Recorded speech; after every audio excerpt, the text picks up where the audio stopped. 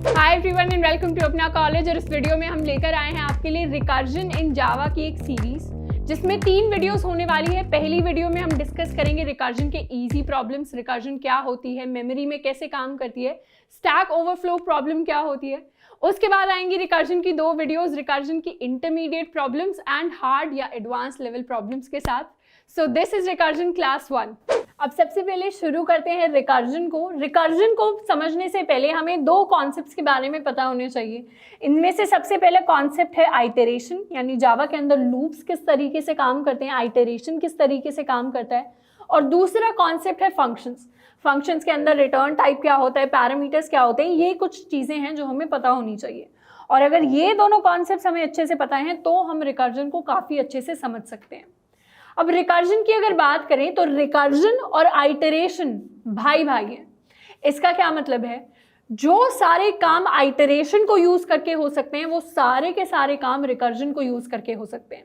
Recursion iteration को ही represent करने का एक अलग तरीका है। कुछ केसेस में आइटरेशन से जो कोड है वो बहुत ज़्यादा कॉम्प्लेक्स हो जाता है, इसलिए वहाँ पर रिकर्जन यूज करते हैं।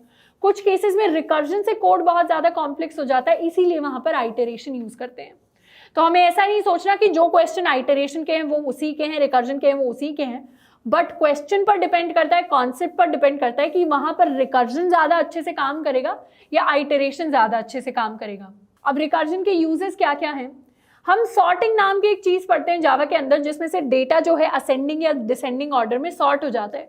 अब जब हम जोमेटो की ऐप चला रहे होते हैं तो उसमें हम सॉर्ट कर सकते हैं कि 5 स्टार रेटिंग वाले रेस्टोरेंट सबसे ऊपर आ जाएं, 4 स्टार वाले उसके नीचे, 3 स्टार वाले उसके नीचे। तो इस तरीके की जो सॉर्टिंग की एल्गोरिदम्स होती हैं उनमें से बहुत सारी एल्गोरिदम्स रिकर्जन को यूज करती हैं।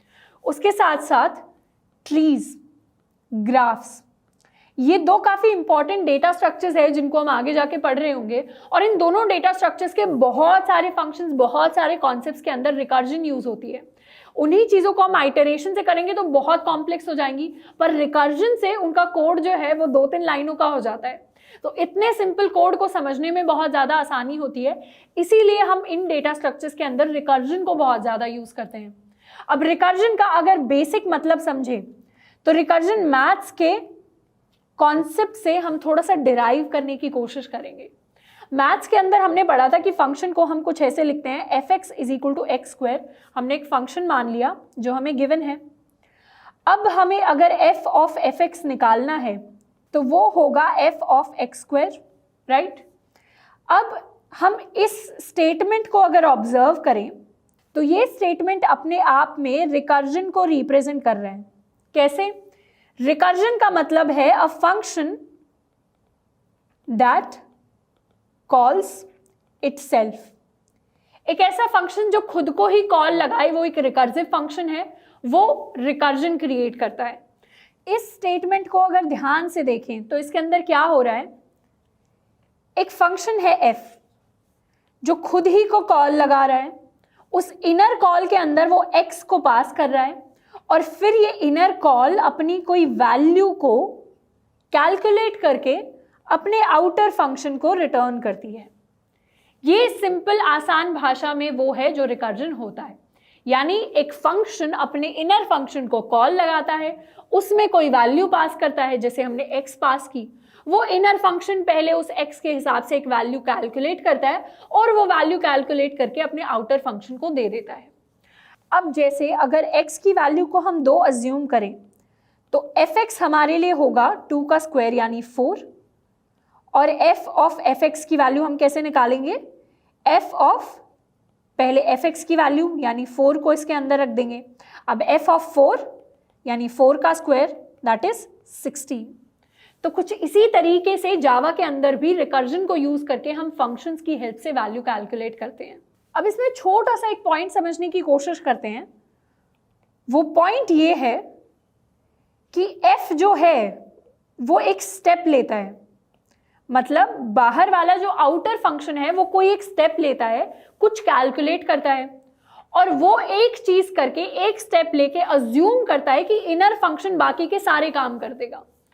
तो इस फंक्शन ने क्या स्टेप लिया, इस फंक्शन ने ये स्टेप लिया कि अंदर वाले फंक्शन से जो भी वैल्यू आएगी मुझे उसका स्क्वायर कर देना है, और इसने अज्यूम किया कि अंदर वाला जो फंक्शन है वो सारी की सारी वैल्यू कैलकुलेट करके हमें दे देगा। तो अंदर वाले फंक्शन ने अपनी value x is equal to 2 के हिसाब से सारी वैल्यू जो कैलकुलेट करके देनी थी, यानी 4 जो देना था उसने दे दिया आउटर फंक्शन को, और आउटर फंक्शन ने एक स्टेप लिया जो था उस 4 को 16 में कन्वर्ट करना। कुछ यही कॉन्सेप्ट है जिसमें जो आउटर फंक्शन है वो तो कुछ स्टेप्स ले रहा होता है रिकर्जन में, और वो अज्यूम करता है कि inner function rest of the work कर देगा, यानी बाकी के काम कर देगा। ये दो चीज हमें ध्यान रखनी है जिनको यूज करके हम सारे के सारे क्वेश्चंस में रिकर्जन को एनालाइज कर रहे होंगे कि आउटर फंक्शन कुछ काम करने का सोचता है, थोड़े से कुछ स्टेप्स लेता है और अज्यूम करता है कि इनर फंक्शन जो मोस्ट ऑफ द वर्क है वो कर रहा होगा। वो काम करने के बाद वो हमें कुछ आउटपुट दे देगा, उसके साथ हम कुछ कर देंगे, अपना फाइनल आउटपुट निकाल लेंगे, और इसी तरीके से रिकर्जन हमारा काम करता है। अब इसको थोड़ा सा और इंट्यूटिव बनाने के लिए एक छोटा सा डायग्राम बनाएंगे। ये डायग्राम देखना बिल्कुल ऑप्शनल है, जिन लोगों को हेल्प मिले वो कंसिडर कर सकते हैं इस डायग्राम को देखना। नॉर्मल जब भी फंक्शन कॉल होती है जावा के अंदर, तो उस फंक्शन कॉल के अंदर क्या होता है, हमारा एक मेन फंक्शन होता है, वो मेन फंक्शन एक दूसरे फंक्शन को कॉल लगाता है, ये फंक्शन कोई वैल्यू रिटर्न करके मेन फंक्शन को दे देता है। तो ये हमारा बेसिक फंक्शन का कॉन्सेप्ट था। अब रिकर्जन में इसी डायग्राम के साथ क्या होगा, मेन फंक्शन एक फंक्शन को कॉल तो लगाएगा,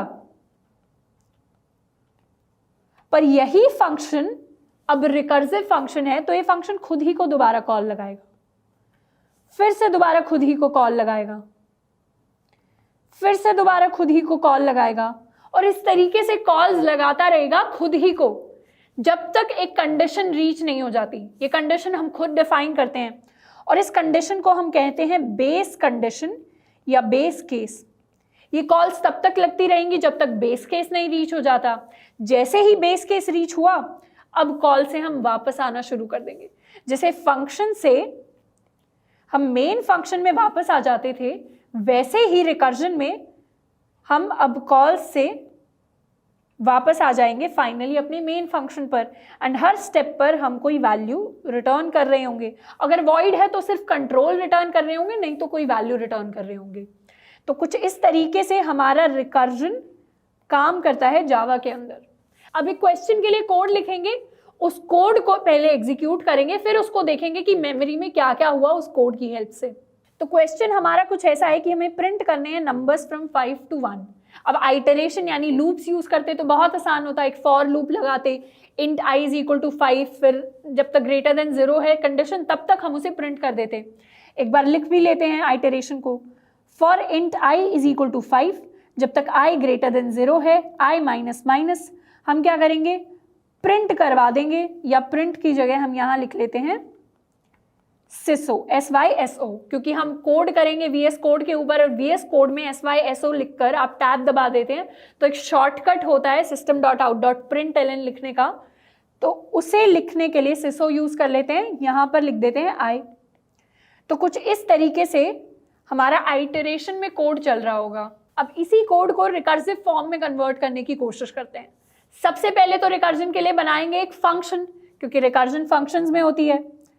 उसके लिए जावा के फंक्शन का सिंटैक्स लिखेंगे पब्लिक स्टैटिक। इस फंक्शन का रिटर्न टाइप हम रखेंगे वॉइड, क्योंकि हम कुछ रिटर्न नहीं करवाना चाहते, सिर्फ कंट्रोल रिटर्न करवाना चाहते हैं। और इसे नाम हम दे देते हैं प्रिंट नंबर्स। प्रिंट नंबर्स नाम दिया, इसके अंदर एक पैरामीटर रखेंगे int n। Int n represent करता है उस नंबर को जिसे हमने प्रिंट करना है। तो यहाँ पर i वो काम कर रहा था उस वैल्यू को स्टोर करने का जिसे हमें प्रिंट करना है, यहाँ पे हमारा वेरिएबल n उस काम को करेगा।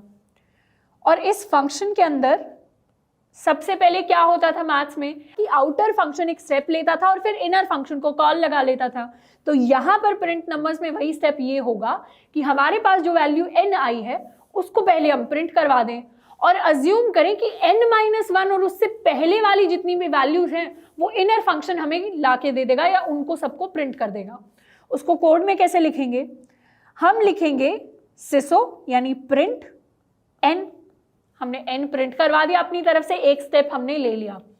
अब हम कॉल कर देंगे खुद ही को यानी इनर फंक्शन को, खुद को कॉल लगाई विद n-1, और हमने अज्यूम किया कि 5 अगर प्रिंट हुआ है यहाँ पर तो 4, 3, 2, 1 सारे के सारे नंबर्स इस एक सिंगल स्टेटमेंट में हम प्रिंट कर रहे होंगे।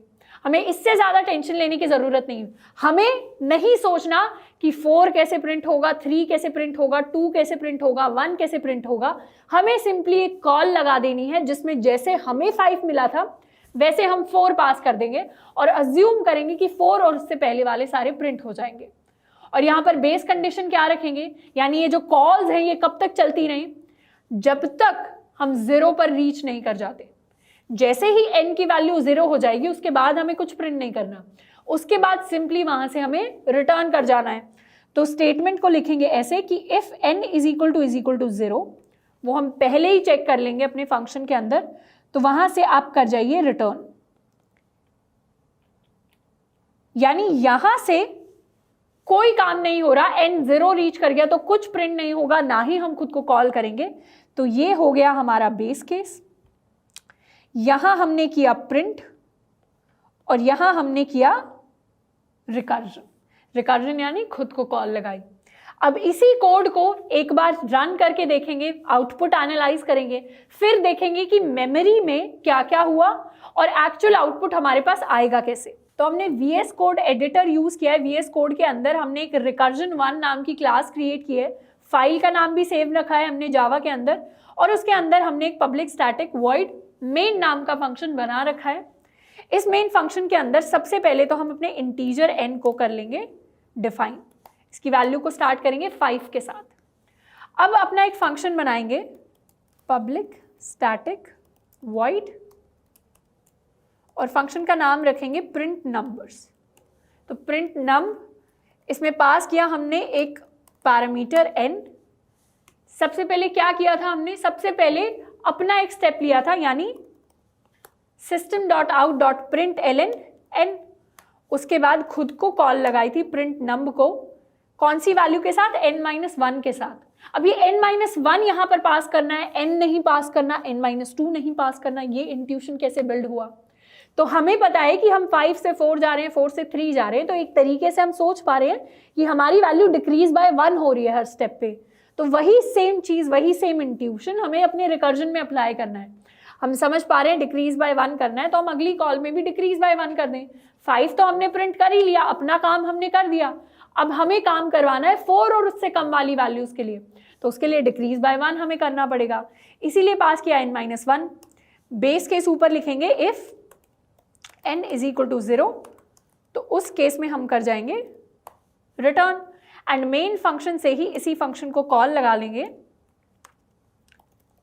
यानी प्रिंट नंबर्स, जिसमें पास करेंगे n विद n की वैल्यू 5। तो अब अगर इसको सेव करके हम रन करें,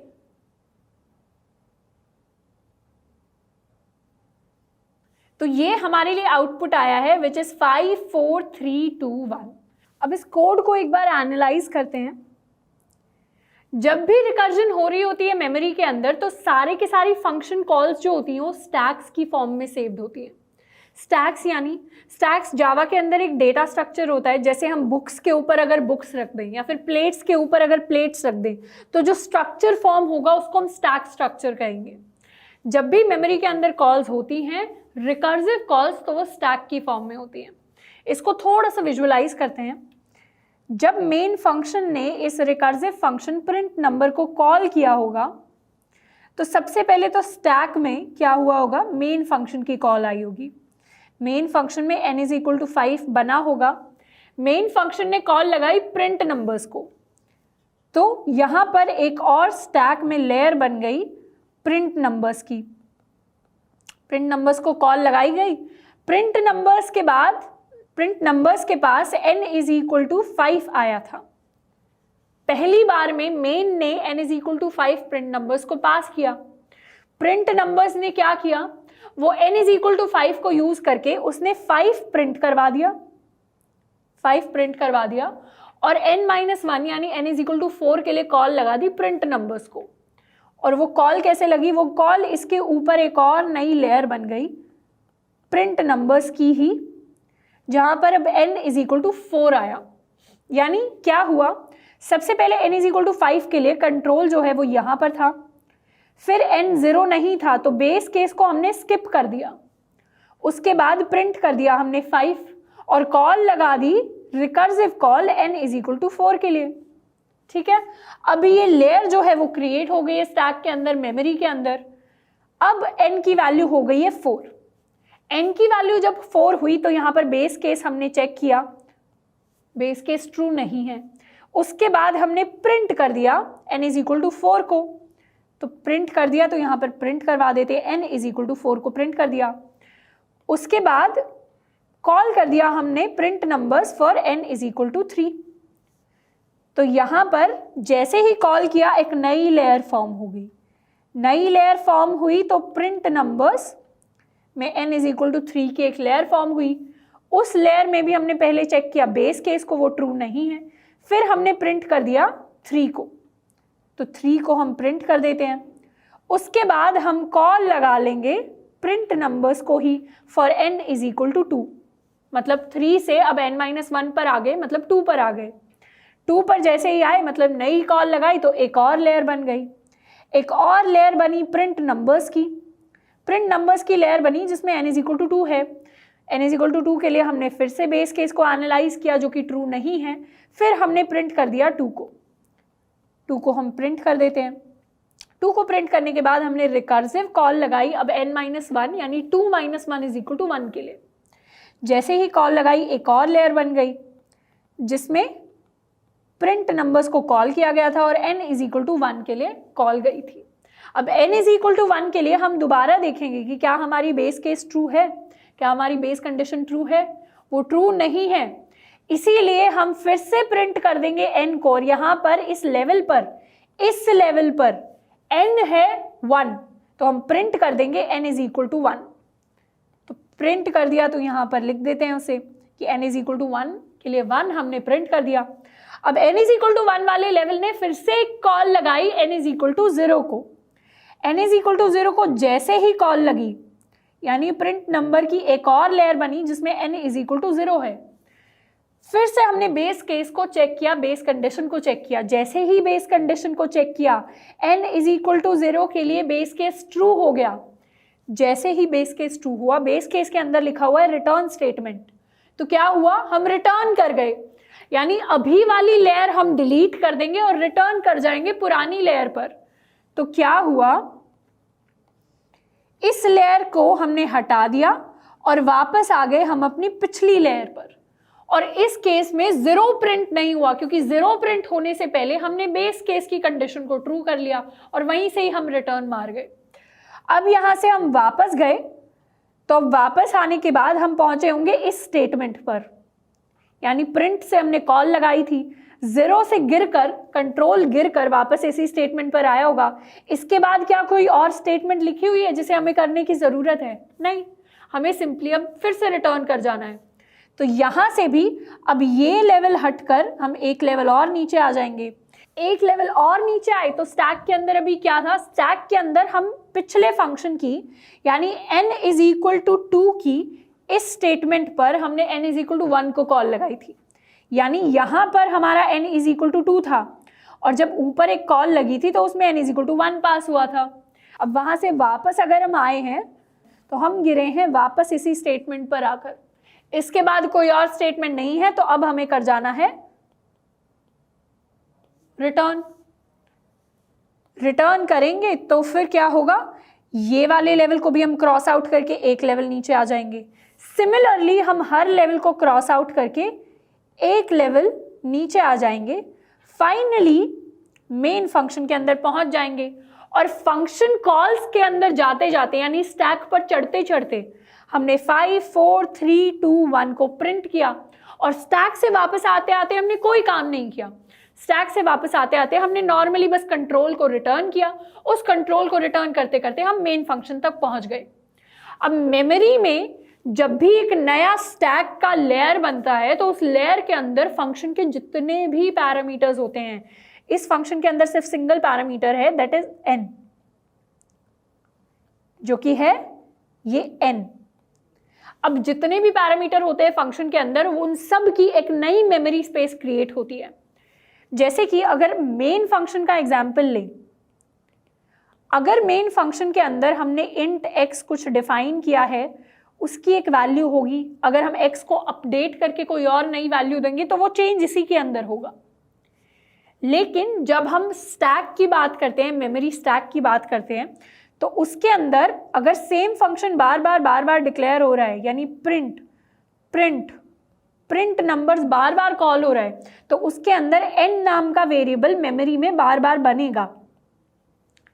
इसीलिए रिकर्जन जब भी होती है तो मेमोरी में बहुत ज्यादा स्पेस ऑक्यूपाई होती है, क्योंकि रिकर्जन में जितने भी वेरिएबल्स होते हैं, जितनी भी चीजें होती हैं, वो सारी बार बार क्रिएट होती है मेमोरी के अंदर। नॉर्मल आइटरेशन की तरह हम सेम वेरिएबल यूज नहीं करते। सारे के सारे रिकर्जन लेवल्स पर जो n यूज हुआ है उसके लिए अलग से एक मेमोरी स्पेस बनी है। इसीलिए आइटरेशन से अगर हम कोई n डिफाइन करते उसमें एक इंटीजर लगता, लेकिन रिकर्जन से हमने जो n डिफाइन किया है उसमें 1 2 3 4 5 6 7 इंटीजर्स एक पॉइंट पर एक साथ क्रिएट हुए हैं। इसीलिए रिकर्जन अगर इनफाइनाइटली चलता जाए, मतलब हम कोई बेस कंडीशन ना रखें अगर अपने फंक्शन के अंदर, तो फिर क्या होगा, एक पॉइंट के बाद हमारी मेमोरी भर जाएगी और स्टैक ओवरफ्लो, यानी हमारा जो स्टैक है वो ओवरफ्लो कर गया है, अब उसमें और कोई मेमोरी नहीं बची है। स्टैक ओवरफ्लो नाम की एक प्रॉब्लम आ जाएगी। जैसे ही स्टैक ओवरफ्लो आएगा, एरर आ जाएगा कोड के अंदर, कोड उससे आगे नहीं चल सकता। इनफाइनाइटली अगर आपका रिकर्जन चलता रहता है तो एक पॉइंट के बाद मेमोरी में आपकी आ जाएगा स्टैक ओवरफ्लो, जिसकी वजह से एरर आ जाएगी। इसीलिए हमें इंश्योर करना है कि रिकर्जन कहीं ना कहीं जाकर एंड कर रही हो, कहीं ना कहीं उसको बेस केस या बेस कंडीशन मिल रही हो। तो कुछ इस तरीके से रिकर्जन मेमोरी में काम करता है। एंड मेमोरी में कुछ फंक्शनिंग जो होती है उससे हम समझ सकते हैं कि रिकर्जन में क्या क्या प्रॉब्लम्स हमारे पास आगे आती हैं। अब सॉल्व करते हैं एक और क्वेश्चन ये है कि अब हमें प्रिंट करने हैं नंबर्स फ्रॉम 1 to 5। अब हमें पता है पहले हमने प्रिंट किए थे नंबर्स फ्रॉम 5 to 1, अब प्रिंट करेंगे फ्रॉम 1 to 5। तो इसमें कुछ नहीं करना, नॉर्मल सा वही फंक्शन हमें क्रिएट करना है जिसमें इंटीजर ले लेंगे n। चेंज क्या होगा, चेंज होगा बेस केस। पहले हम 5 से लेकर 1 तक जा रहे थे, अब हम जाएंगे 1 से लेकर 5 तक। तो मेन फंक्शन से जो वैल्यू निकलेगी n की वो होगी 1 एंड बेस केस हमारे लिए होगा 6।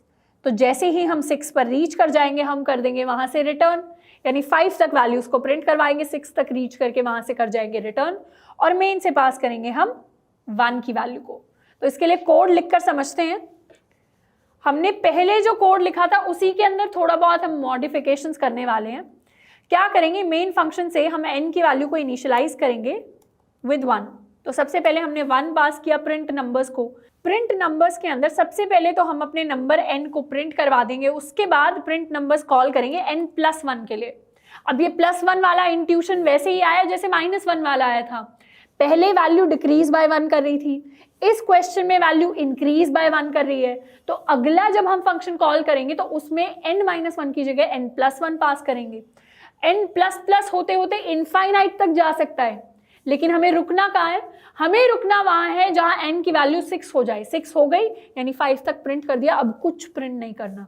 तो बेस केस में हम n = 6 पर अगर पहुंच जाएं तो वहां से कर जाएंगे रिटर्न एंड रिटर्न होकर वापस गिरते गिरते स्टैक से गिरते हम आ जाएंगे अपने मेन फंक्शन में।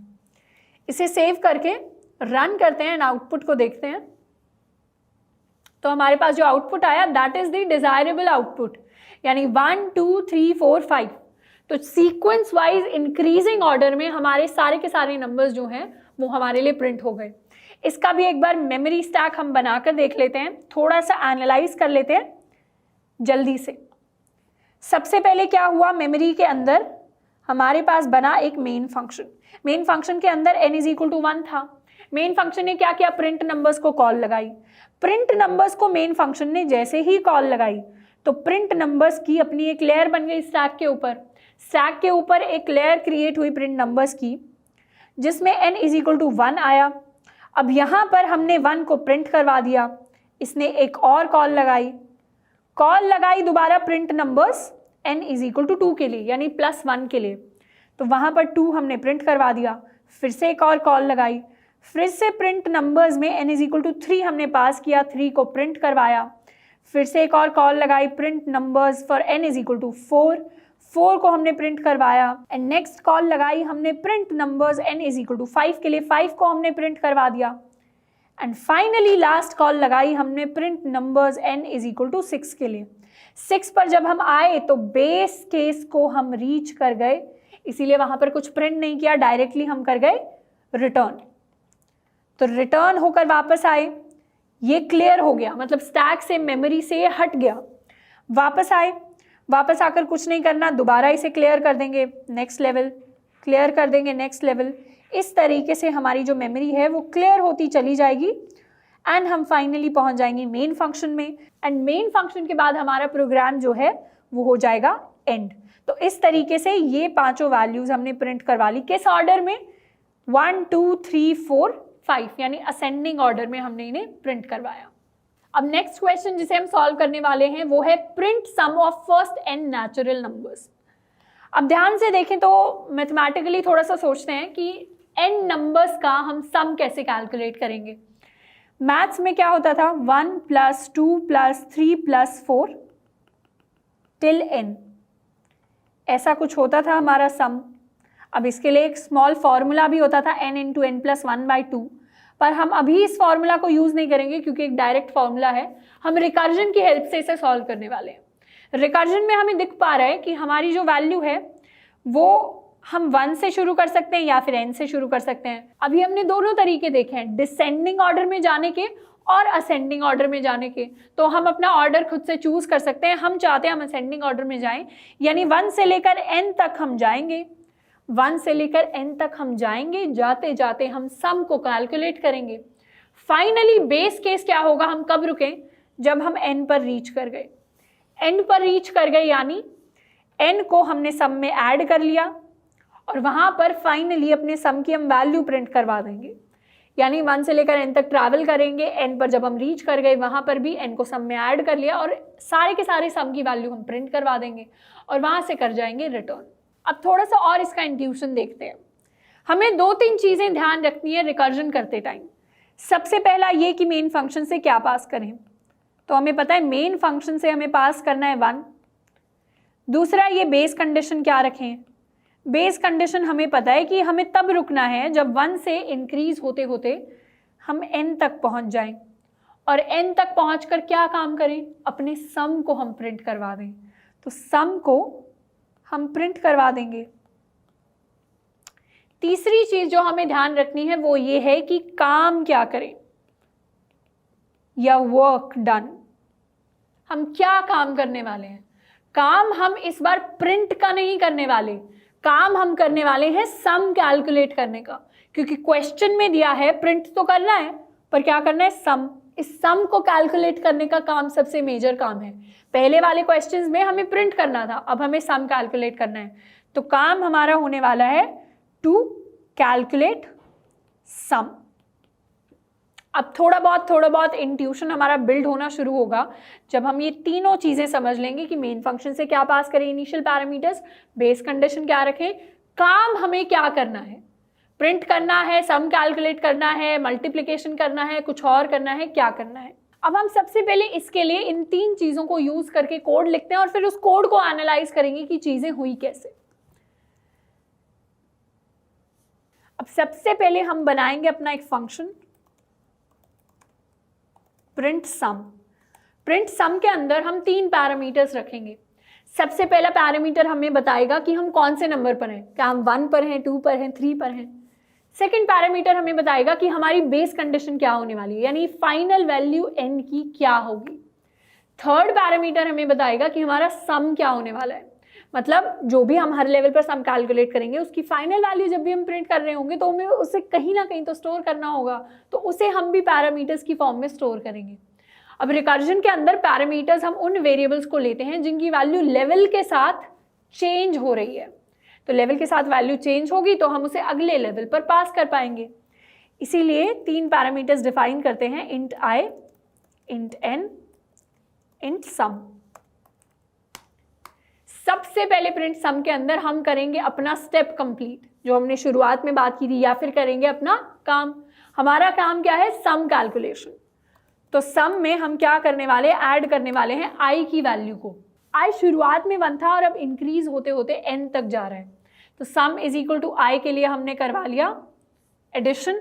उसके बाद नेक्स्ट लेवल्स के लिए हम कॉल लगाएंगे, तो प्रिंट सम को हमने कॉल लगाई जिसमें नेक्स्ट लेवल के लिए i की वैल्यू इंक्रीज होकर हो जाएगी i+1, n हमारा रहेगा n और सम हमारा ऑलरेडी अपडेट हो चुका है इस स्टेटमेंट में, तो उसे हम एज अ सम ही पास करेंगे। अब बेस केस की बात करें तो बेस केस में क्या होगा, अगर हमारे i की वैल्यू n की वैल्यू के इक्वल हो गई, यानी i is equal to n, इस केस में क्या हम सिंपली रिटर्न कर जाएं? नहीं, हमें सिंपली अभी रिटर्न नहीं करना, अभी तो हमने सम को प्रिंट भी नहीं करवाया, तो उसे पहले प्रिंट करवाना पड़ेगा। ऑल्सो जब i is equal to n होगा तो n को भी तो हमें अपने sum of n natural numbers में ऐड करना है, तो सम में पहले n को ऐड करेंगे, फिर सम को प्रिंट करवाएंगे, फिर रिटर्न करेंगे। तो उन स्टेटमेंट्स को लिखते हैं। सम में पहले ऐड करेंगे हम i को, फिर system.out.println से प्रिंट करवा देंगे अपने सम को, एंड फिर हम रिटर्न करेंगे। तो कुछ इस तरीके से हमारा जो रिकर्सिव फंक्शन है वो कंप्लीट हो गया है। इस फंक्शन को कॉल लगाएंगे अपने मेन फंक्शन से, जिसमें पास करेंगे i की वैल्यू में 1, n की वैल्यू में पास करते हैं 5 और सम शुरुआत में है 0। तो थोड़ा सा इसको रन करने के बाद एनालाइज करते हैं। आउटपुट हमारे पास आया है 15 कैसे आया?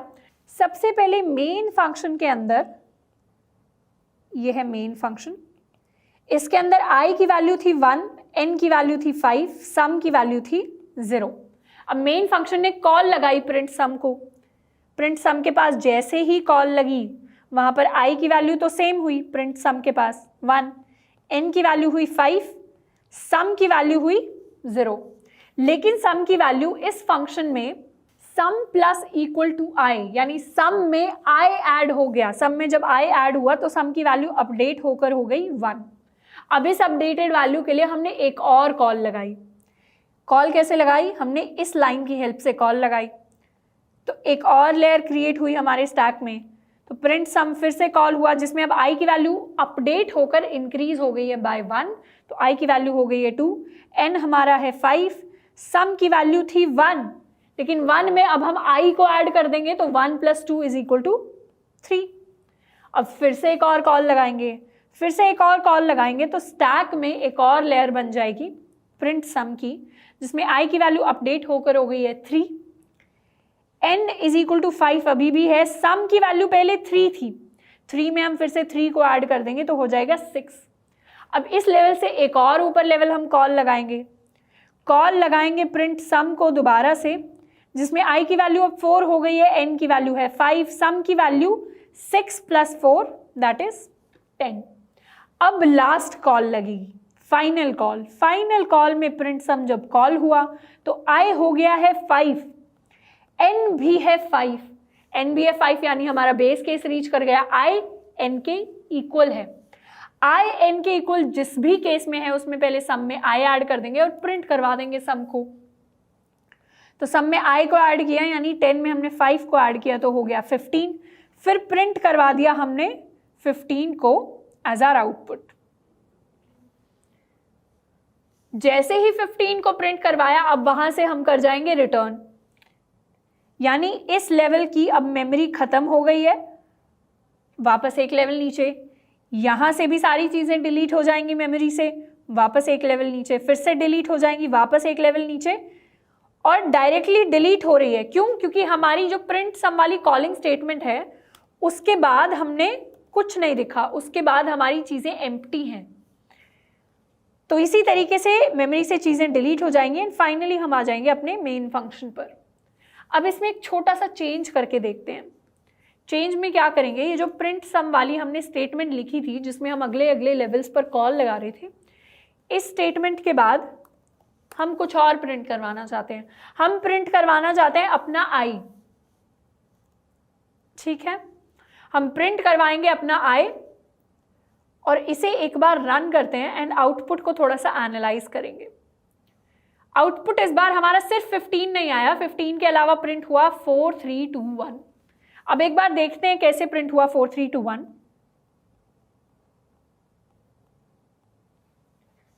जैसे ही हम सबसे ऊपर वाले लेवल पर थे जहां पर 15 प्रिंट हुआ था, अब उस लेवल की मेमोरी हम खत्म करने वाले हैं, उससे एक लेवल नीचे आने वाले हैं।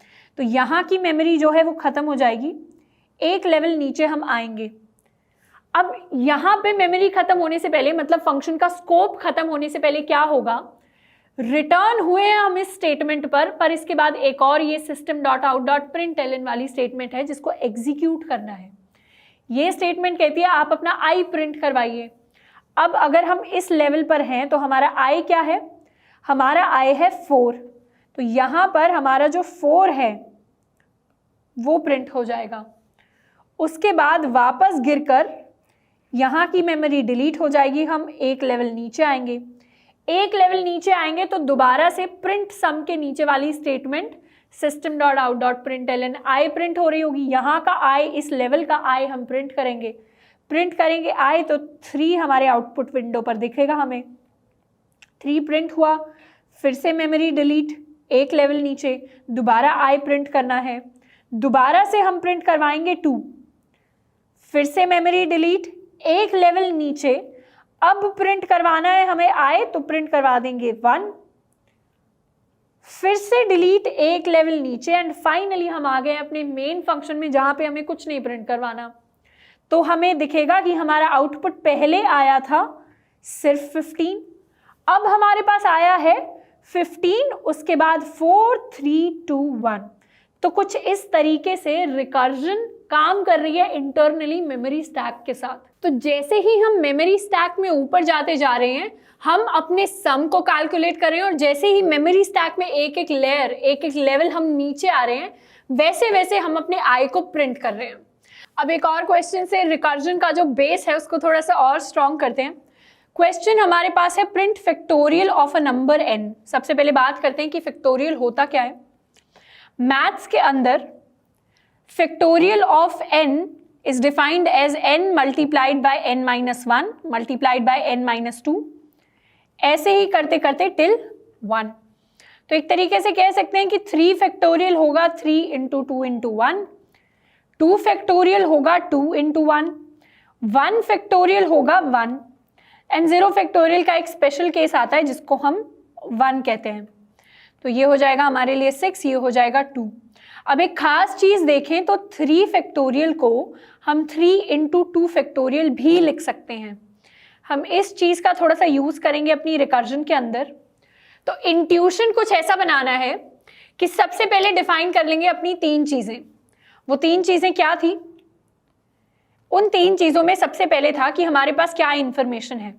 इन्फॉर्मेशन हमारे पास होगी कि n की क्या वैल्यू होने वाली है, जो हमें मेन फंक्शन से मिल रही होगी। n की वैल्यू हम मान लेते हैं कि n की वैल्यू होगी हमारे पास 5। सेकेंड चीज़ जो हमें पता हो वो ये हो कि हमें काम क्या करना है। क्या काम करना है? फैक्टोरियल कैलकुलेशन करने का। फैक्टोरियल कैलकुलेट कैसे करनी है? एक लेवल पर हमें ये काम करना है कि सबसे पहले अगर हमें n फैक्टोरियल कैलकुलेट करना है तो हम n-1 फैक्टोरियल बुला ले इनर फंक्शन से। इनर फंक्शन को कॉल लगाएंगे, यानी खुद को ही रिकर्सिव कॉल लगाएंगे और n-1 का फैक्टोरियल ले आएंगे। अब एक बार हमारे पास n-1 का फैक्टोरियल आ गया तो उसमें हम मल्टीप्लाई कर देंगे n की वैल्यू को। तो n इंटू n-1 का factorial is going to give me n factorial.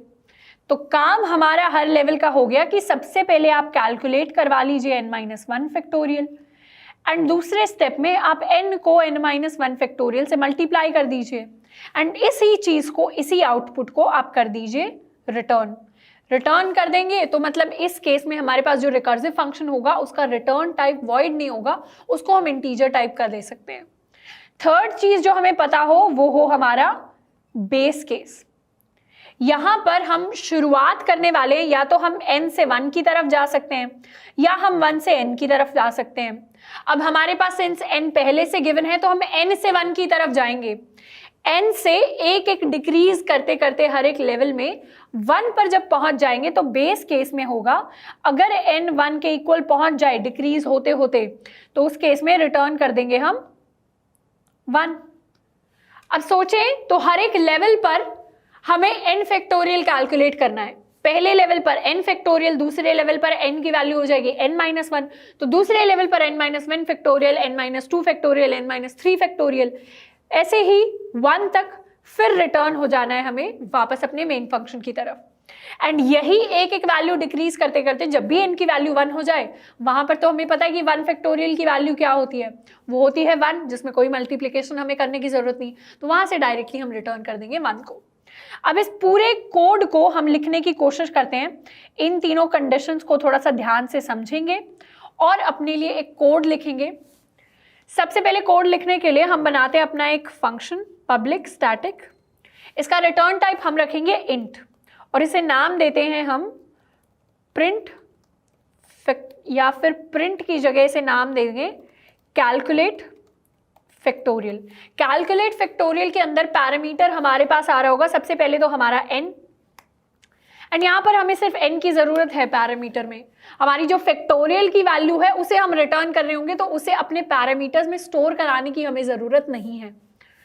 सबसे पहले हमें क्या करना था, कैलकुलेट फैक्टोरियल में अपना काम करना है। काम में सबसे पहला स्टेप है n-1 फैक्टोरियल कैलकुलेट करना, तो n-1 फैक्टोरियल के लिए कर देंगे कैलकुलेट फैक्टोरियल कॉल, जिसमें पास करेंगे वैल्यू n-1।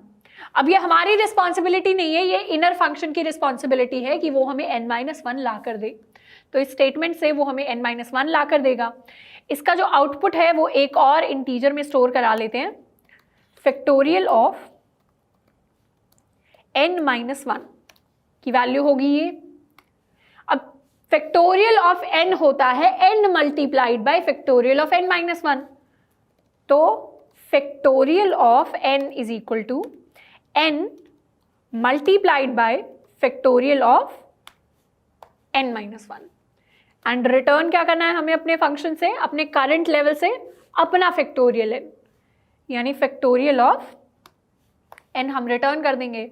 इस फंक्शन का बेस केस क्या होगा, बेस केस ये होगा कि अगर किसी भी पॉइंट पर n इज इक्वल टू 1 हो जाए तो वहां से आप रिटर्न कर दीजिए 1। अब इस फंक्शन में डायरेक्टली 1 की जगह अगर 0 पास हुआ होगा तो उसके लिए भी हम एक और लगाकर सेम कंडीशन लिख देते हैं कि अगर n की वैल्यू अगर 0 भी हुई हो तो भी आप 1 रिटर्न कर दीजिए। तो इस तरीके से हमारा रिकर्सिव फंक्शन कंप्लीट हो गया है फैक्टोरियल का, जिसमें सबसे पहले हम फैक्टोरियल n-1 कैलकुलेट करेंगे, अज्यूम करेंगे हमें किसी ना किसी तरह इनर फंक्शन दे देगा। अपने लेवल पर हमें जो काम करना है वो है फैक्टोरियल n कैलकुलेट करना और उसे रिटर्न करना अपने फंक्शन से। बेस केस में n इज इक्वल टू 1 या n इज इक्वल टू 0 होगा तो उस केस में रिटर्न कर देंगे 1, क्योंकि ये दोनों कंडीशंस हमें गिवन होती है। मेन फंक्शन में इंट n को हम इनिशियलाइज करेंगे 5 से एंड कॉल कर देंगे कैलकुलेट फैक्टोरियल ऑफ n। इस फाइनल आंसर को एक वेरिएबल आंसर में स्टोर करा लेंगे एंड इसे प्रिंट कर देंगे आंसर की फॉर्म में। अब इस पूरे कोड को सेव करके हम रन करते हैं,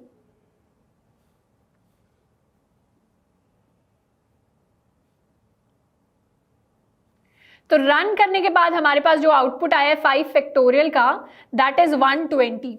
और मैथमेटिकली देखें तो 5 into 4 into 3 into 2 into 1 is equal to 6 multiplied by 20, that is 120। तो हमारे पास जो फैक्टोरियल आया है वो बिल्कुल सही है। अब एक बार मेमोरी स्टैक बनाकर देखते हैं कि एक्चुअली मेमोरी के अंदर क्या हुआ होगा जब हमने अपना फंक्शन लिखा होगा। मेमोरी स्टैक के अंदर सबसे पहले मेन फंक्शन था, मेन फंक्शन में n की वैल्यू हमने 5 डिफाइन की। अब मेन फंक्शन के बाद कॉल लगी है हमारे कैलकुलेट फैक्टोरियल फंक्शन को, जिसमें n पास हुआ है एज 5। यहां पर हमारे फैक्टोरियल n-1 को पहले कॉल लगाई गई n-1 फैक्टोरियल कैलकुलेट करने के लिए, क्योंकि कोड में सबसे पहले कॉल है फिर हमारा काम है, तो पहले कॉल पर जाएंगे। कॉल लगी n इज इक्वल टू 4 के लिए, यहां पर भी सबसे पहले एक और कॉल लगी, तो एक और लेयर क्रिएट हुई n इज इक्वल टू 3 की, एक और कॉल लगी calculate factorial n is equal to 2 के लिए, एंड फाइनल कॉल लगी calculate factorial n is equal to 1 के लिए। जैसे ही n इज इक्वल टू 1 वाली कॉल पर हम आए, हम बेस कंडीशन को रीच कर गए, यानी ये वाला हमारा बेस केस आ गया, हमारे पास बेस केस आ गया, तो वहां से रिटर्न कर दिया हमने 1। यहां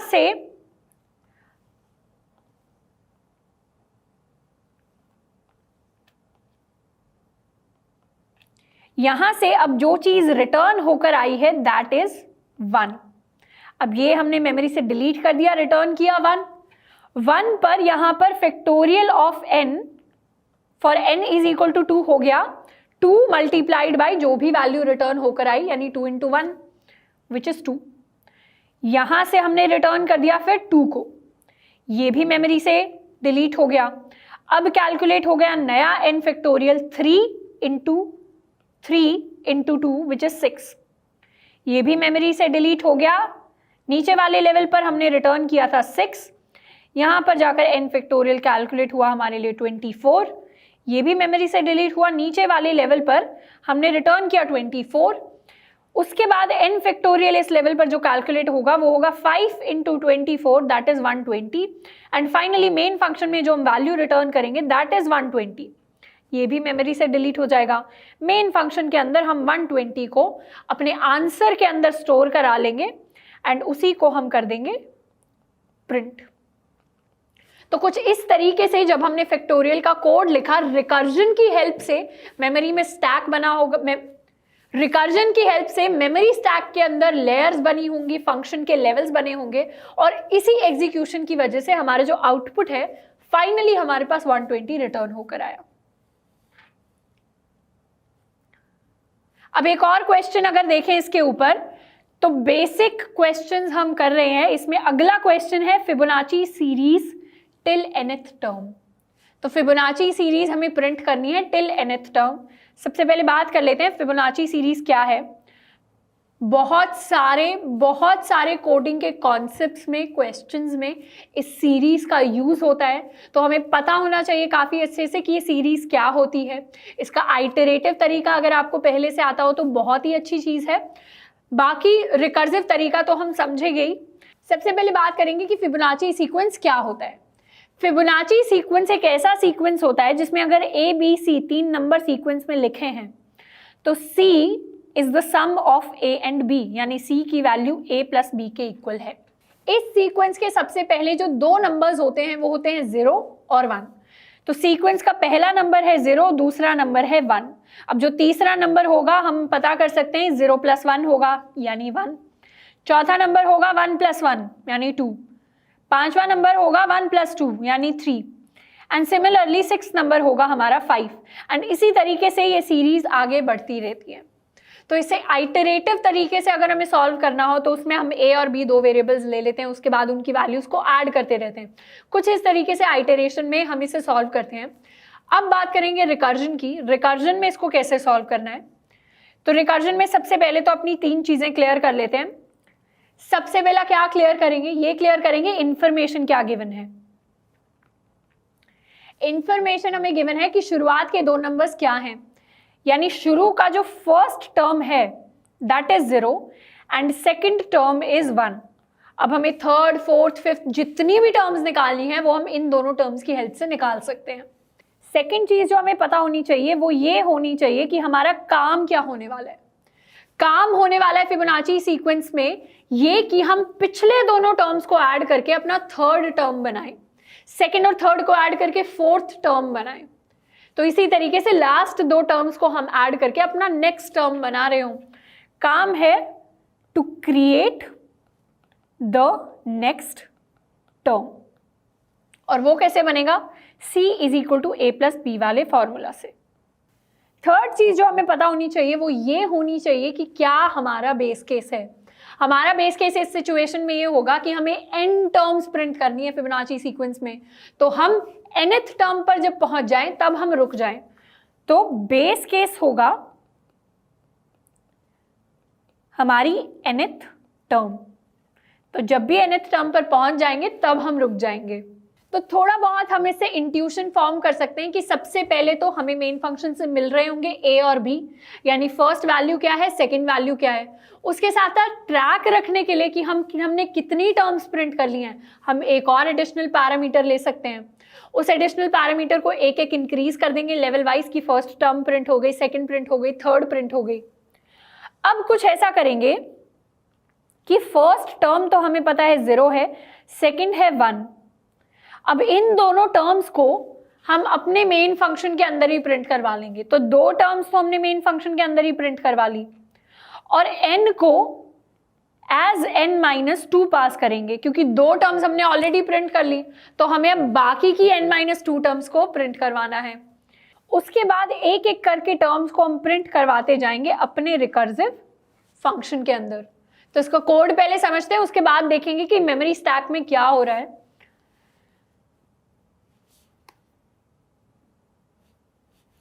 अब इस फंक्शन में हम कुछ रिटर्न नहीं कर रहे, हम सिर्फ प्रिंट करवा रहे हैं, तो इसका रिटर्न टाइप हम रखेंगे void एंड इसे नाम हम दे देंगे प्रिंट फिबोनाची सीक्वेंस। तो प्रिंट फिब हमने नाम दे दिया। इसमें 3 पैरामीटर्स आ रहे होंगे हमारे पास, a, b एंड हमारा टर्म जिसे हम नाम दे देंगे n। अब इसमें समझते हैं सबसे पहले कि a, b और n क्या है।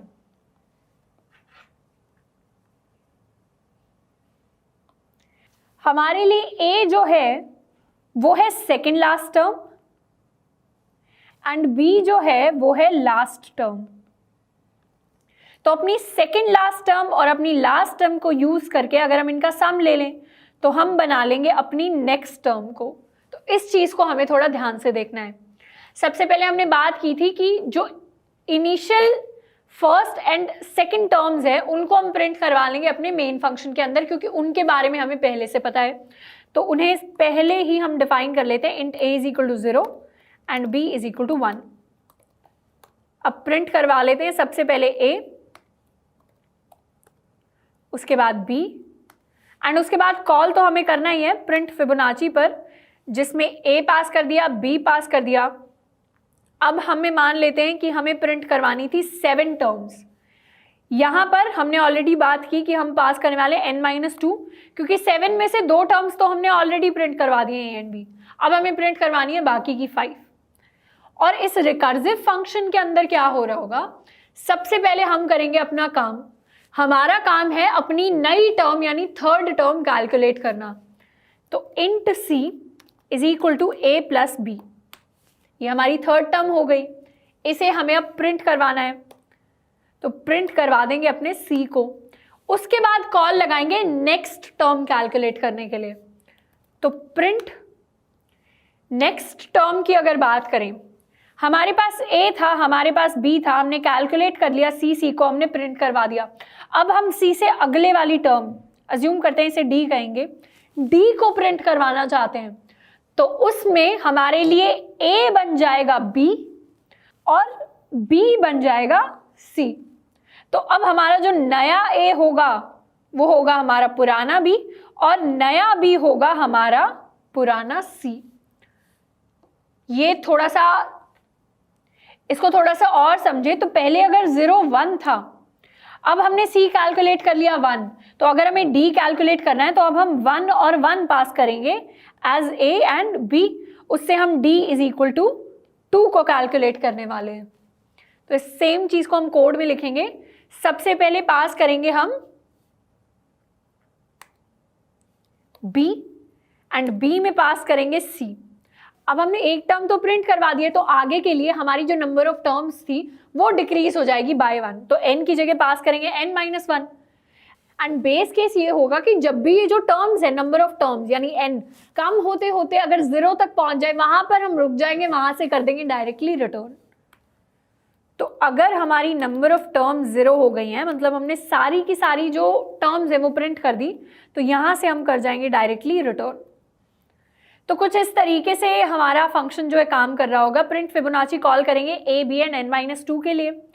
वहां पर सबसे पहले कैलकुलेट करेंगे c, प्रिंट करवा देंगे c को, फिर प्रिंट फिबोनाची कॉल करेंगे b के लिए, c के लिए, जो पुरानी 2 टर्म्स हो गई है, और नई नंबर ऑफ टर्म्स बची हैं n-1, यानी अभी जो जितनी प्रिंट करनी थी उसमें से हमने एक माइनस कर ली क्योंकि वो हमने प्रिंट करवा दी। अब बेस केस है n = 0 अगर हो जाए जिस पॉइंट पर, वहां से आप कर दें रिटर्न।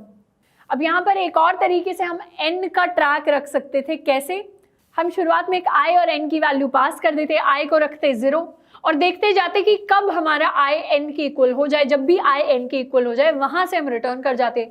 लेकिन हमने दूसरा तरीका अपनाया है जिसमें हमने n की वैल्यू को ही डिक्रीज किया है ताकि हमें एक्स्ट्रा पैरामीटर ना लेना पड़े। अब इस कोड को रन करते हैं। रन करने के बाद हमारे पास जो आउटपुट आया वो आई हमारी 7 टर्म्स, यानी 0, 1, 1, 2, 3, 5, 8 एंड लास्ट टर्म 8 को एनालाइज करें तो it is the sum of the previous 2 terms, यानी 8 is the sum of 5 and 3। तो इस तरीके से फिबोनाची सीक्वेंस में हम पुराने 2 नंबर्स को ऐड करके अपनी नई टर्म को फॉर्म करके उसे प्रिंट करवाते हैं रिकर्सिवली। इसका भी अगर मेमोरी स्टैक बनाकर थोड़ा सा एनालाइज करें तो उसे जल्दी से करते हैं। मेमोरी के अंदर कुछ ऐसा हुआ होगा कि मेन फंक्शन के अंदर हमने 0 और 1 को तो प्रिंट करवा दिया।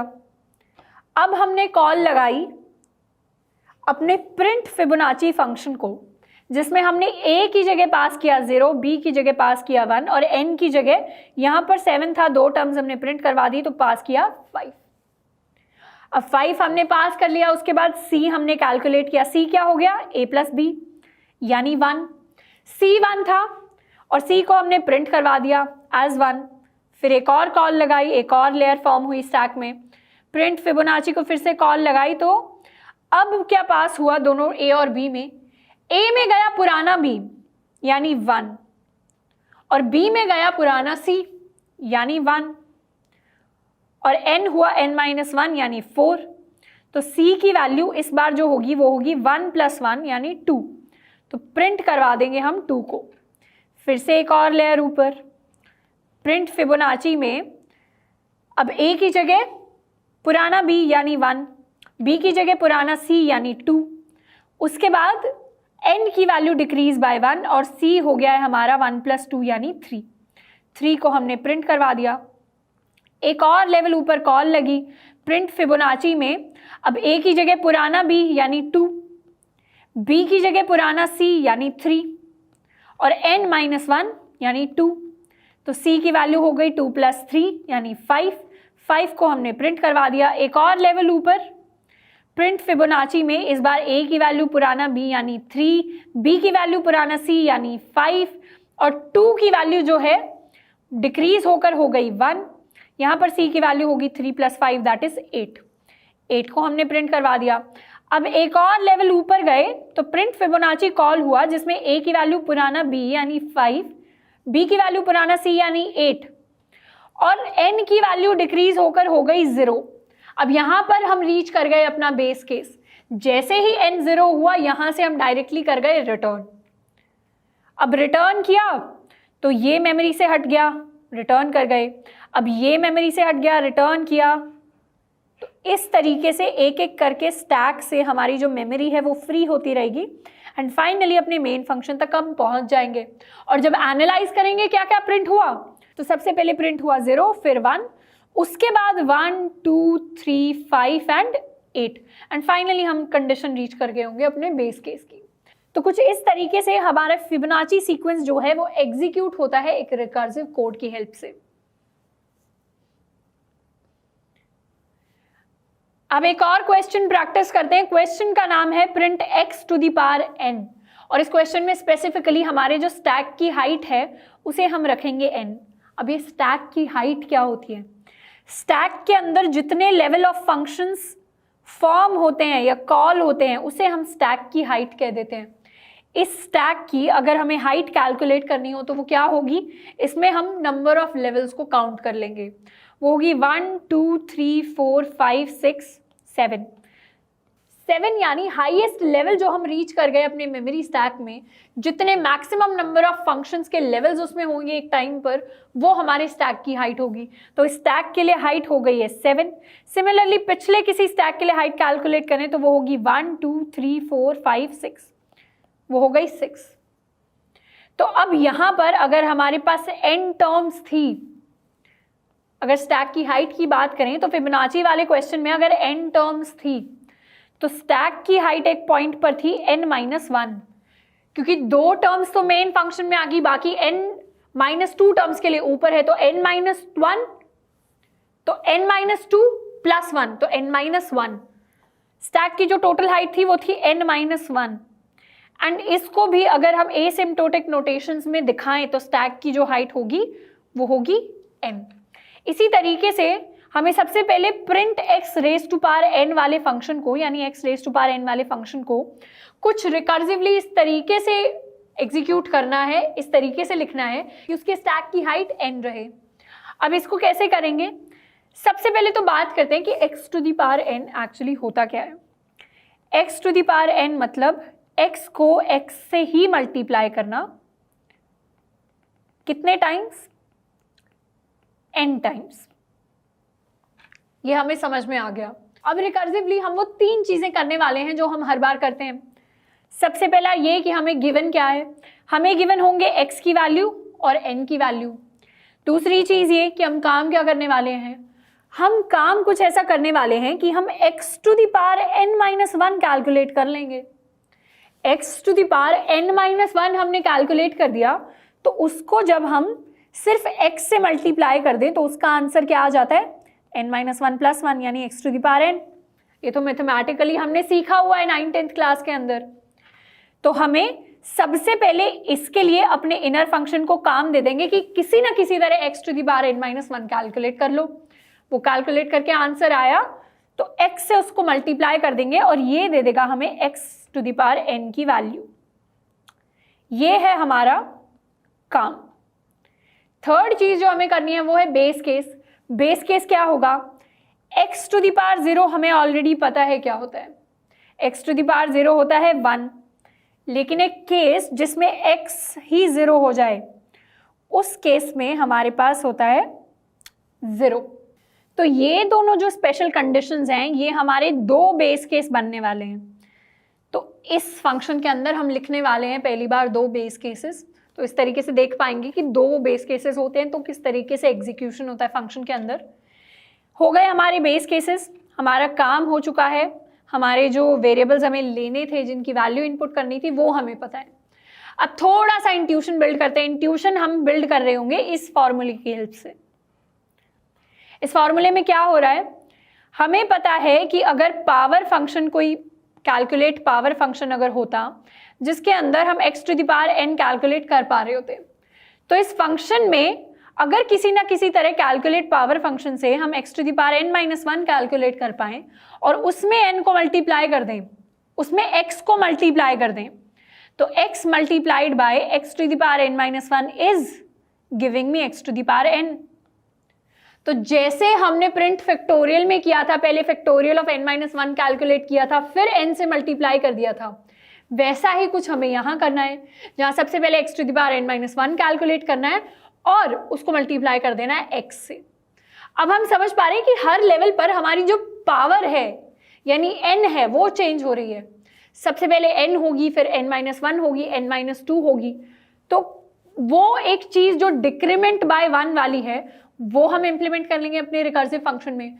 दूसरा, हमारे पास 2 वेरिएबल्स हैं हमारे x और n, और पावर जो है यानी x⁴n जो भी वैल्यू आएगी हर लेवल पर उसे हम कर रहे होंगे रिटर्न। तो उसके लिए एक्स्ट्रा पैरामीटर्स नहीं लेंगे, एक्स्ट्रा स्पेस की हमें ज़रूरत नहीं है, उसे डायरेक्टली रिटर्न कर देंगे। तो थोड़ा बहुत हमें चीज़ें समझ में आ रही है। रिटर्न टाइप हमारा इंट होने वाला है। अब इसका एक बार कोड लिखकर समझते हैं और उस कोड को फिर बाद में हम एनालाइज करेंगे। कोड के लिए सबसे पहले एक फंक्शन बनाते हैं, पब्लिक स्टैटिक। रिटर्न टाइप इसका रखेंगे इंट, क्योंकि हम बाद में रिटर्न कर रहे हैं अपनी पावर को, और इसे नाम देंगे हम कैलकुलेट पावर। कैलकुलेट पावर के अंदर हमारे पास होंगे 2 वेरिएबल्स, एक होगा x, एक होगी हमारी पावर n। अब सबसे पहले अपना काम करेंगे फंक्शन के अंदर। x n मिल गए तो अब काम करेंगे। काम है x⁴n-1 कैलकुलेट करना। वो कैसे कैलकुलेट करेंगे? उसे कैलकुलेट कर लेंगे x⁴n n-1। x power n-1 के लिए हमने कैलकुलेट पावर फंक्शन को कॉल कर दिया, जिसमें पास किया x और पावर क्या दी है इस बार n-1, क्योंकि हमें n-1 पावर कैलकुलेट करनी है। अब हमें पता है कि x पावर n होता है x multiplied by x power n-1, and इसी को हम कैलकुलेट करके कर देंगे अपने फंक्शन से रिटर्न। एंड इस सिचुएशन में बेस केस ये होगा कि अगर किसी भी पॉइंट पर हमारा जो n है वो हमारे पास हो जाता है 0, तो यहां पर हम रिटर्न कर देंगे 1, और किसी भी केस में अगर हमारा x 0 होता है हमारे पास, तो उस केस में हम रिटर्न करेंगे 0 को। तो ये है हमारा बेस केस 1, ये है हमारा बेस केस 2, ये है हमारा काम, एंड फाइनली रिटर्न कर दिया x पावर n को। अपने मेन फंक्शन के अंदर डिफाइन कर लेते हैं, x को हम मान लेते हैं 2, n को इनिशियलाइज कर देते हैं 5 के साथ, और आंसर कैलकुलेट कर लेते हैं कैलकुलेट पावर को कॉल करके। कैलकुलेट पावर में अपना x और n हमने पास किया, एंड फाइनली जो हमारे पास आंसर रिटर्न होकर आया उसे हम प्रिंट करवा देंगे अपने मेन फंक्शन के अंदर। तो कुछ इस तरीके से हमारी रिकर्जन एग्जीक्यूट हो रही होगी। इसे एक बार रन करके आउटपुट देखते हैं। आउटपुट हमारे पास आया 32। अब ये 32 कैसे आया उसको थोड़ा सा एनालाइज करते हैं।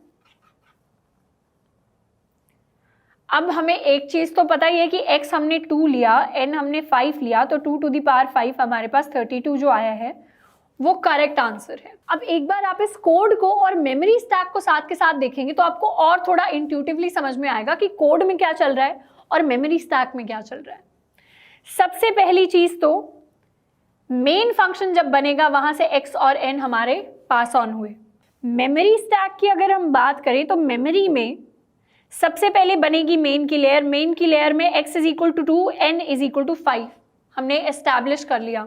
उसके बाद कॉल होगा हमारा calculate power function. Calculate power function का जब पहला कॉल गया तो हमारा लेवल जो क्रिएट हुआ कैलकुलेट पावर का, उसमें x की वैल्यू गई हमारे पास 2, n की 5।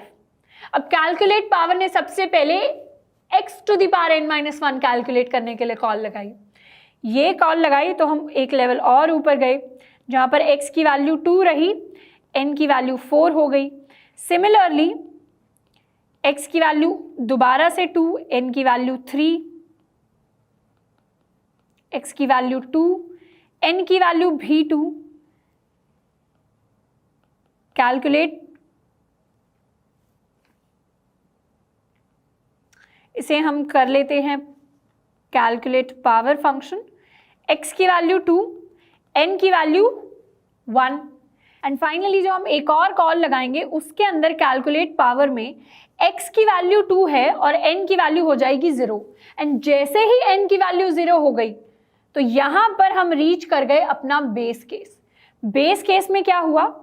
बेस केस में हमने रिटर्न करवा दिया पिछले लेवल को वैल्यू 1। जैसे ही 1 आया यानी x to the power n 0 हमारे पास आ गया 1। अब उसे हम मल्टीप्लाई कर देंगे x की वैल्यू के साथ तो बन जाएगा x to the power 1 is equal to 2। इसे हम करवा देंगे रिटर्न। 2 हमने रिटर्न करवाया यानी x की पावर 1 हमारे पास आया 2। इसे मल्टीप्लाई कर देंगे x इज इक्वल टू 2 से तो x टू दी पावर 2 हमारे पास बन गया 4। दोबारा से हमने रिटर्न करवा दिया इसे तो 4 हमारे पास आया तो x टू दी पावर 2 हमारे पास आया 4।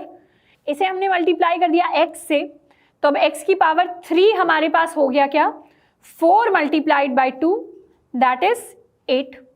अब एक लेवल नीचे हम आए, यहां पर हमने पास ऑन किया 8। x टू दी पावर 3 हमारे पास आ गया 8। अब इसे हम मल्टीप्लाई कर देंगे x इज इक्वल टू 2 से तो x टू दी पावर 4 एक तरीके से हमने कैलकुलेट कर दिया इस लेवल पर, क्योंकि n हमारा 4 है तो इस लेवल पर x to the power 4 calculate हो रहा होगा। तो x टू दी पावर 4 में 2 इंटू 8 इज इक्वल टू 16। हमने वापस आए और आते आते हम ये मेमोरी से जो ये स्पेस है ये डिलीट करते आ रहे हैं, तो ये फ्री करते आ रहे हैं स्पेस को स्टैक से। x टू दी पावर 4 हमारे पास आया 16, उसे मल्टीप्लाई कर देंगे x इज इक्वल टू 2 से। x टू द पावर 5 हमारे पास आ गया 16 into 2 that is 32 and finally हम रिटर्न कर देंगे 32 अपने मेन फंक्शन को। मेन फंक्शन के पास 32 आया तो मेन फंक्शन ने बड़े आराम से आंसर नाम के वेरिएबल में 32 को स्टोर करवा लिया और उस आंसर को प्रिंट करवा लिया मेन के अंदर हमने। तो इस तरीके से मेमोरी स्टैक की हेल्प से हमने recursively x to the power n को कैलकुलेट किया। अब इस स्टैक की अगर हाइट की बात करें हम, तो हाइट अगर एनालाइज करें, हाइट है हमारी, अगर हम मेन फंक्शन की हाइट इग्नोर करें इस केस में, तो कैलकुलेट पावर फंक्शन कितनी बार कॉल हुआ वो एक तरीके से हाइट है। मतलब एक बार में कितने लेवल्स बन रहे हैं, हाईएस्ट लेवल एक बार में कितना रीच हुआ स्टैक का। तो लेवल रीच हुआ 1 2 3 4 5 6, तो 6 लेवल्स जो हैं हमारे वो रीच हुए। हमें जो n गिवन था वो था 5। अब यहाँ पर 1 का डिफरेंस आ सकता है। ये जो बेस कंडीशन थी इसे हम एक लेवल पहले भी लिख सकते थे किसी ना किसी तरह। अब यहाँ पर n इज इक्वल टू 5 है लेकिन हमारे लेवल गए हैं 6 तक। लेकिन जब भी हम हाइट की बात कर रहे हैं तो हम एसिम्प्टोटिक नोटेशंस की बात कर रहे हैं, यानी जब हम n को इनफाइनाइट तक इंक्रीज कर रहे होंगे तब जो रिलेशन रहेगा स्टैक की हाइट का और n का वो सेम होना चाहिए। जैसे कि यहाँ पर जो डिफरेंस 1 आ रहा है दैट इज नेग्लिजिबल, लेकिन n की वैल्यू अगर 9999999 होती एंड स्टैक हाइट की वैल्यू उस टाइम पर होती 10000000, तो इन दोनों के जो बीच का डिफरेंस है वो बहुत नेग्लिजिबल है। इन दोनों वैल्यूज को हम एक तरीके से इक्वल ही मानेंगे। इसीलिए हम कह सकते हैं कि हमारे जो n की वैल्यू गिवन है वो हमारी स्टैक की हाइट के इक्वल है। हमने इसी तरीके से अपनी स्टैक की हाइट को ध्यान में रखते हुए अपने क्वेश्चन को सॉल्व किया है। अब एक सेकंड क्वेश्चन करते हैं very similar to this question, जिसके अंदर चेंज बस इतना है कि x to the power n calculate तो करना है पर स्टैक की हाइट हमें रखनी है log n। तो ये log n हाइट मेंटेन करते हुए कैसे हम अपने x to the power n को कैलकुलेट करेंगे। अब इसमें स्पेशल चीज ये है कि जब हम स्टैक की हाइट को n से log n तक लेके जाएंगे तो हमें फायदा ये होगा कि एक टाइम पर हमारी जो मेमोरी कंज्यूम हो रही है स्टैक के अंदर वो बहुत कम होगी। तो एक तरीके से हमारी जो एल्गोरिदम है, हमारा जो क्वेश्चन सॉल्व करने का तरीका है वो ज्यादा ऑप्टिमाइज है। धीरे धीरे हम बहुत सारी टेक्निक सीखने वाले हैं रिकर्जन के बाद, जिससे हमारी जो रिकर्जन है वो और ज़्यादा ऑप्टिमाइज्ड हो जाएगी। इनमें से काफ़ी एक फेमस टेक्निक होती है डायनेमिक प्रोग्रामिंग, जिसमें हम मेमोराइजेशन यूज़ कर लेते हैं। अगर आइटरेशन से सेम क्वेश्चन सॉल्व कर रहे हैं तो उसमें हम टैबुलेशन यूज़ करते हैं। तो इन दो टेक्निक्स को यूज़ करके हम काफ़ी हद तक अपनी जो मेमोरी स्पेस है उसको डिक्रीज कर लेते हैं, जो टाइम कॉम्प्लेक्सिटी है उसको डिक्रीज कर लेते हैं। पर ये सब हम बाद में पढ़ने वाले हैं, अभी हम बेसिक रिकर्जन पढ़ रहे हैं। तो ऐसा हो सकता है कि बहुत सारे क्वेश्चंस में हम ऑप्टिमाइज्ड अप्रोच यूज़ नहीं कर रहे हो, लेकिन वो अप्रोच रिकर्जन को समझने के लिए ज़्यादा सही है। अब इस क्वेश्चन की अगर बात करें तो इसमें stack height is equal to log n हमें देखनी है कि हमारी हो क्वेश्चन को सॉल्व करते टाइम। उसके लिए सबसे पहले एक चीज डिस्कस करते हैं। चीज ये है कि x की पावर अगर n है तो क्या हम इसे लिख सकते हैं x to the power n by 2 multiplied by x to the power n by 2। Is this possible? Yes, this is possible. Yes, this is possible, but सिर्फ उन्हीं केसेस में जिसमें n एक इवन पावर है। अगर ऑड पावर हुई तो odd power हुई अगर n, तो उस केस में क्या होगा, n होगा x to the power n by 2 into x to the power n by 2 multiplied by x। तो ये जो n by 2, ये n by 2, n को मैं एज्यूम कर रही हूं कि ये एक जावा का इंटीजर है जिसमें डेसिमल वैल्यूज नहीं आएंगी। तो 5 डिवाइडेड बाय 2 को मैं 2 एज्यूम कर रही हूँ, 7 डिवाइडेड बाय 2 को मैं 3 मान रही हूँ। तो हमें वही करना है, x to the power n by 2 x to the power n by 2 into x। तो कुछ इस तरीके का एक डिविजन होता है मैथ्स के अंदर, जिसको हम ध्यान में रख के एक ऐसा फॉर्मूला बनाएंगे जिससे हमारी स्टैक हाइट आए log n। तो ये हमने समझ लिया, ये हमने समझ लिया। अब ऐसी काफ़ी सारी चीज़ें होती हैं जो हम अगर 30-35 क्वेश्चन कर लेंगे रिकर्जन के, उसके बाद इंट्यूटिवली हमारे पास आने लग जाएंगी। अगर आप पहली बार देख रहे हैं इस क्वेश्चन को और आपको लग रहा है कि ये हमने कैसे डराइव कर लिया, ये हमने कैसे डराइव कर लिया, तो उसमें कोई घबराने की बात नहीं है। बहुत सारे ऐसे क्वेश्चंस होते हैं जिसमें बहुत मुश्किल होता है खुद से इंट्यूटिवली सोच पाना। तो ऐसे क्वेश्चंस के लिए हम क्या करते हैं, उनकी अप्रोच समझते हैं और ये अप्रोच किसी ना किसी तरह आगे जाकर बाकी क्वेश्चंस में हमें हेल्प कर देगी। तो यहाँ पर भी हमें सेम चीज़ करनी है, इस अप्रोच को थोड़ा सा समझना है और इस अप्रोच को हम सिर्फ इसी नहीं बहुत सारे क्वेश्चंस में यूज़ कर सकते हैं। तो ये चीज़ हमने समझ ली कि n is equal to even power के लिए ऐसा केस है, n is equal to odd power के लिए कुछ ऐसा केस है।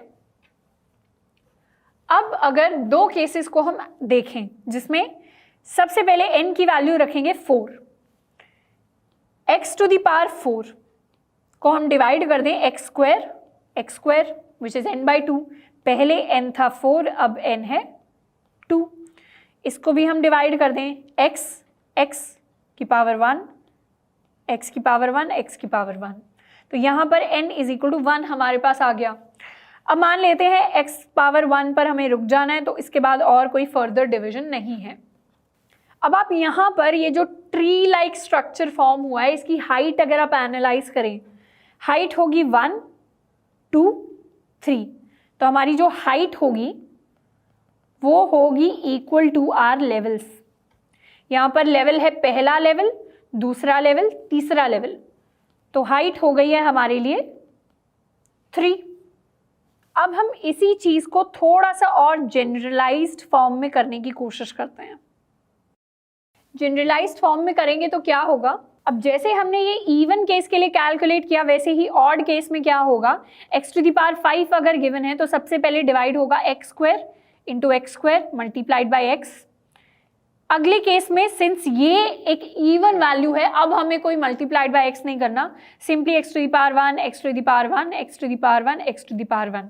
तो इस केस में भी जो लेवल्स बने वो 3 ही बने, तो 3 लेवल्स में ही हमने सेम पावर जो है वो कैलकुलेट कर ली। अब इन इवन एंड ऑड केसेस को हम जनरलाइज करते हैं। कैसे, x to the power n मान लेते हैं हमें निकालना है। क्या हम x to the power n निकाल सकते हैं अगर x to the power n-2 हमें पता हो और ये पता हो कि क्या n ऑड और इवन है, तो क्या हम x to the power n calculate कर लेंगे? हाँ, हम कैलकुलेट कर लेंगे इन दोनों टर्म्स को मल्टीप्लाई करके। एक और लेवल नीचे जाकर सोचते हैं, अगर हमें x to the power n/4 पता है और पता है कि n की वैल्यू क्या है और x की वैल्यू क्या है, तो क्या हम ये x to the power n/2 calculate कर लेंगे? हाँ, हम कैलकुलेट कर लेंगे इन दोनों वैल्यूज को मल्टीप्लाई करके। और n अगर एक ऑड नंबर है तो इनको भी हम मल्टीप्लाई कर देंगे x से, जिसमें कोई एडिशनल हमें लेवल बनाने की जरूरत नहीं पड़ेगी, हम नॉर्मली उसी सेम इक्वेशन में मल्टीप्लाई कर सकते हैं। ये चीज हमने समझ ली। एक और लेवल नीचे अगर जाकर सोचें तो क्या हमें अगर x to the power n/8 और x to the power n/8 की वैल्यू मिल जाए तो हम x to the power n/4 calculate कर लेंगे? हाँ, हम कैलकुलेट कर लेंगे इन दोनों वैल्यूज को मल्टीप्लाई करके। तो हमें एक तरीके से समझना है कि हमारा जो काम यहाँ पर होने वाला है, जो सिंगल स्टेप हम लेते हैं रिकर्जन के अंदर, वो ये होगा कि आप x to the power n/2 calculate करके हमें दे दीजिए और ये दोनों वैल्यूज आपने दे दी, मतलब सेम वैल्यू 2 बार आपने कैलकुलेट करके आप ले आए। उसके बाद आप सिंपली उन दोनों को मल्टीप्लाई करिए और आपके पास x to the power n आ जाएगा। अगर इसी को छोटे लेवल पर सोचें तो x to the power n/2 अगर कैलकुलेट करना है तो आप हमें x to the power n/4 दे दीजिए। अब थोड़ा सा एनालाइज करते हैं कि इस तरीके से अगर हम x to the power n calculate कर रहे होंगे तो उस केस में हमारी स्टैक हाइट कितनी होगी। अब हमें पता है कि हर जो ऑपरेशन होने वाला है वो एक लेवल पर होने वाला है, तो ये हमारे स्टैक का एक लेवल है, ये हमारे स्टैक का एक लेवल है, ये हमारे स्टैक का एक लेवल है, ये हमारे स्टैक का एक लेवल है। इतना हमें पता है। तो हमारा स्टैक का लेवल है वो कब तक नीचे जाएगा, जब तक हम इस n की पावर को जनरलाइज कर लेते हैं। इस पावर को जनरलाइज करें तो ये हो रही है 2 to the power something, n divided by 2 to the power something. पहले ये पावर थी n divided by 2 to the power 0, उसके बाद थी n divided by 2 to the power 1। हम सिर्फ पावर की बात कर रहे हैं, x की बात नहीं कर रहे। n divided by 2 to the power 0 is equal to n, this is equal to n by 2। ये वाली पावर है हमारी n divided by 2 to the power 2, ये पावर है n divided by 2 to the power 4। Similarly n divided by 2 to the power something power होगी, है ना। और ये जो स्टैक का हाइट है ये कब तक नीचे जाएगा, जब तक हमारी जो ये पूरी वैल्यू है वो n डिवाइडेड बाय n नहीं हो जाती, यानी 1 नहीं हो जाती। क्योंकि हमने पहले वाले अगर हम एग्जाम्पल्स देखें तो उसमें हम x टू द पावर 1 तक गए थे, और n divided by 2 to the power something is equal to 1 जब भी हो जाएगा तब हमारे स्टैक की हाइट खत्म हो जाएगी। तो इस केस में हमें ये चीज़ निकालनी है कि ये पावर क्या होने वाली है 2 की, जब हमारे स्टैक के लेवल्स हैं वो खत्म हो जाए। अब ये जो पैरामीटर है इसको हम अल्फा नाम दे देते हैं क्योंकि ये कोई अल्फा पैरामीटर है। अब इस पहले लेवल पर हमारे जो स्टैक की हाइट है वो है अल्फा के बराबर, यानी 0 के बराबर। ध्यान से देखें तो यहाँ पर 2 की पावर है 0 और 0 ही है हमारा अल्फा। यहाँ पर स्टैक की हाइट जो है वो 0 इसलिए है क्योंकि अभी स्टैक बनना फॉर्म हुआ ही नहीं है, अभी कुछ है ही नहीं स्टैक में, हम इस तरीके से सोच कर चल रहे हैं। उसके बाद जब हम एक लेवल नीचे जाएंगे, मतलब हमने स्टैक में एक लेवल ऐड कर दिया, तो यहाँ पर स्टैक की हाइट होगी अल्फा इज इक्वल टू 1 के इक्वल, और हमारे 2 की पावर भी क्या है अल्फा। यहाँ पर स्टैक की हाइट होगी अल्फा के इक्वल यानी 2 के इक्वल, यहाँ पर स्टैक की हाइट होगी अल्फा के इक्वल यानी 3 के इक्वल। तो एक तरीके से हम कह सकते हैं कि हमारी जो स्टैक की टोटल हाइट होगी वो हमारी अल्फा की फाइनल वैल्यू के बराबर होगी। और अल्फा की फाइनल वैल्यू कैसे निकालेंगे हम, वो निकालेंगे इस फॉर्मूला से। कैसे, हमें पता है n divided by 2 to the power alpha is equal to 1, यानी n is equal to 2 to the power alpha, यानी log base 2 n is equal to alpha. तो ये थोड़ा सा मैथ्स होगा, ये सिमिलर मैथ्स हम time complexity, space complexity calculate करने के लिए यूज करते हैं, लेकिन ये मैथ्स करना अभी यहाँ पर जरूरी है।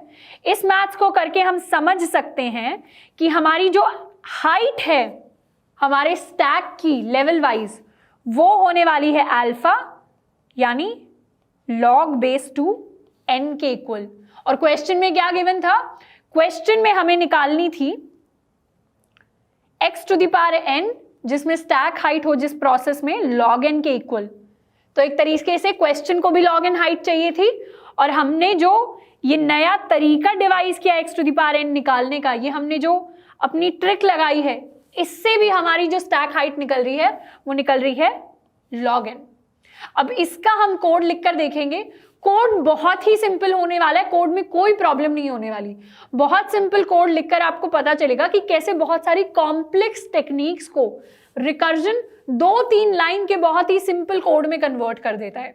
इस पूरी की पूरी लंबी टेक्निक को हम छोटे से रिकर्जन के कोड में अब कन्वर्ट करेंगे।